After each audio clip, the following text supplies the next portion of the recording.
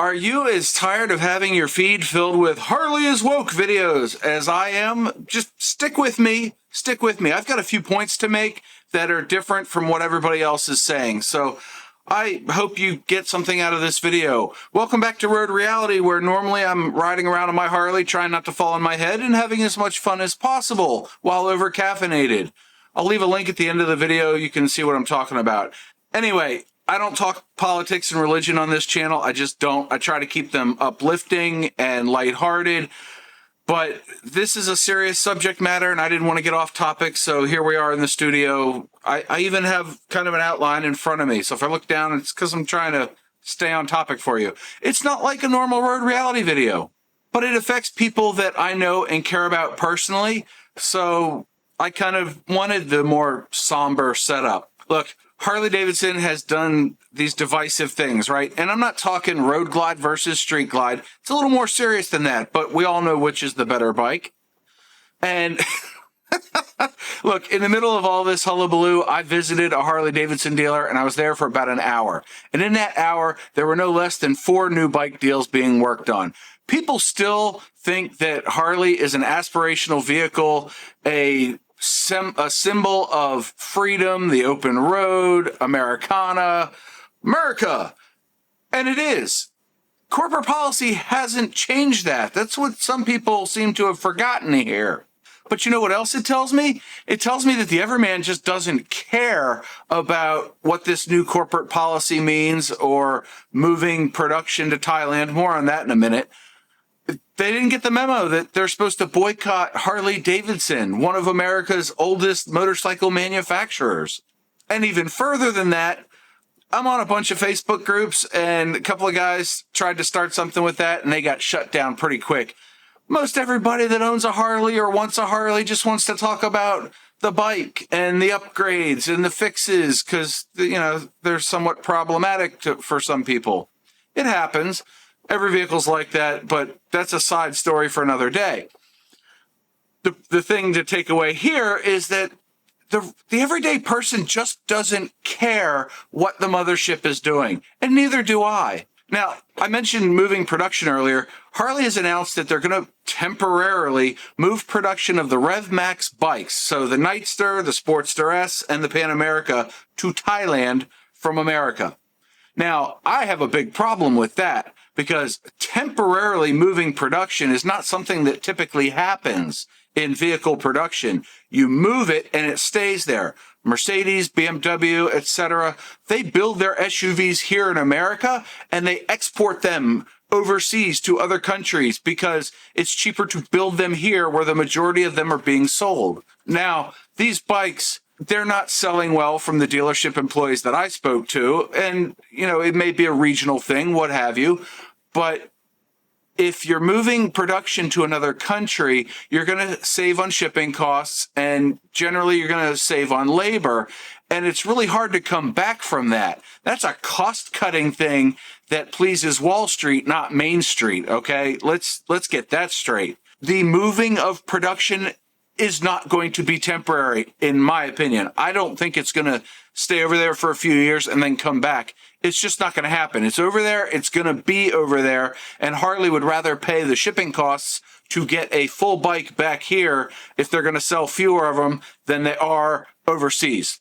Just those are facts as I see them. And I mentioned Wall Street. I did that on purpose because every publicly traded company lives and dies by their stock price, their board of directors, the CEO, the direction of the company. It's all dictated by stock price. And Wall Street, for those that don't know, does not like steady growth. They want to see massive change and massive growth. And 1 or 2% a quarter doesn't satisfy the traders for some reason. I'm not a Wall Street expert, but that's what I know. So when you take the cost-cutting things out and increase your profits, you show a gain.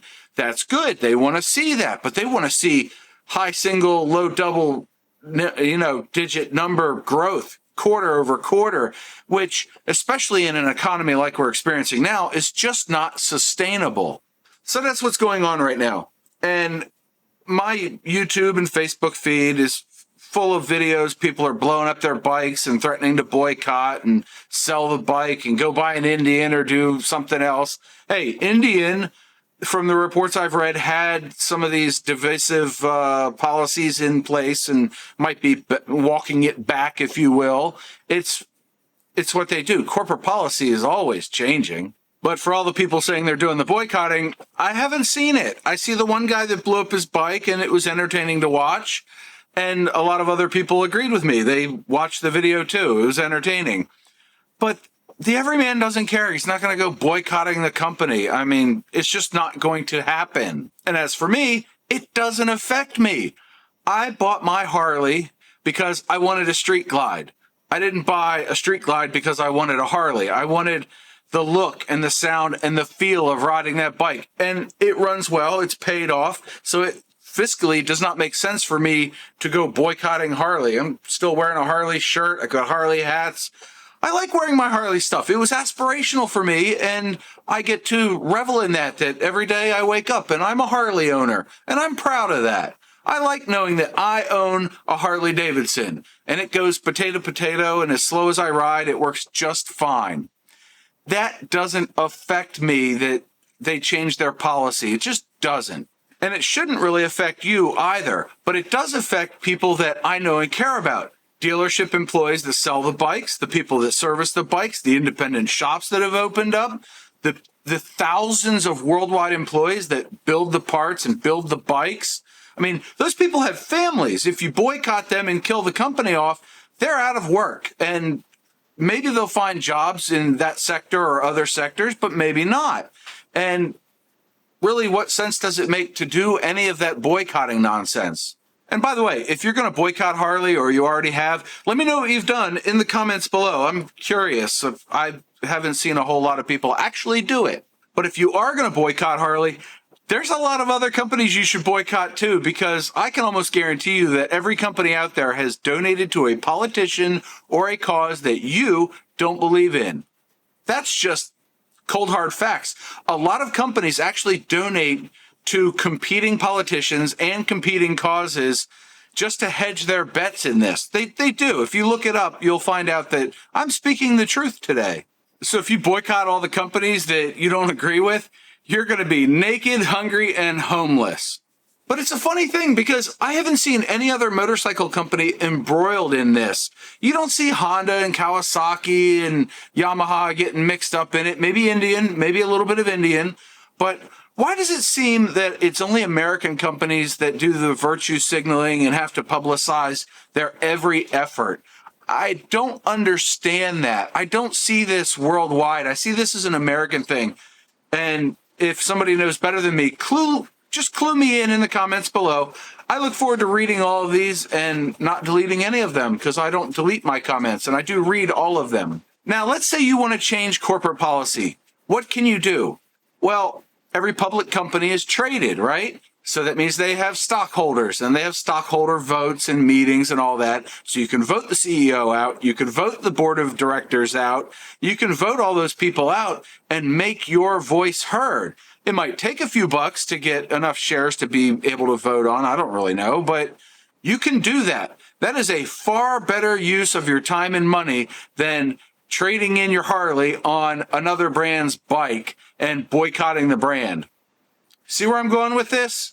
It's all about the people. Speaking of people, you are not Harley Davidson's customer. The dealership that sells you the bike is Harley's customer. It's their job to be loyal to you, and it's their job to sell you the bike. It's not Harley Corporate's job. They couldn't care less about you or me. Remember that.